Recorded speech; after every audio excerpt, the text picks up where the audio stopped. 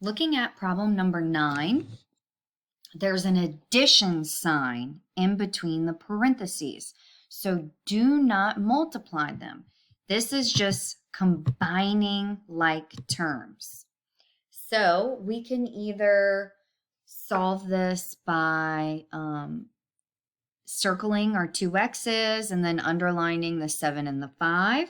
Or some people will take that second group and just put it underneath and go in a column. So 2 plus 2 is 4. Bring down your x. You're just adding. You're not doing anything with exponents with multiplication. So then 7 plus 5 is 12. 4x plus 12, do I have any more like terms? No, I don't. That is your final answer. Now look at number 10. You see how the parentheses are connected. So that's multiplying. So I know I'm going to add my exponents and I'm going to do FOIL or distribute. So I'm going to take my 2x and I'm going to distribute into the second group. 2 times 2 is 4. How many x's do I have? X squared. So then 2 times 5 is 10. Bring down your x. Now I'm going to take my 7 and I'm going to multiply it into the second group. 7 times 2 is positive 14. How many x's do I have? I have 1x. Bring it down. 7 times 5 is positive 35. We're not done. In the center, you will always have like terms.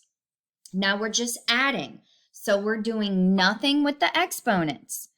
So bring down my 4x squared. So now we're going to look at 10 plus 14.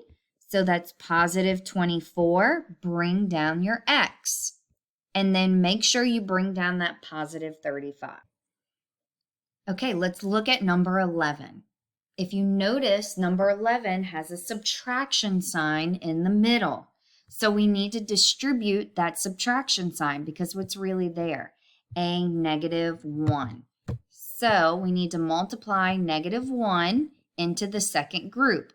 So negative 1 times 4x is negative 4x. And then negative 1 times negative 7, two negatives make a positive 7.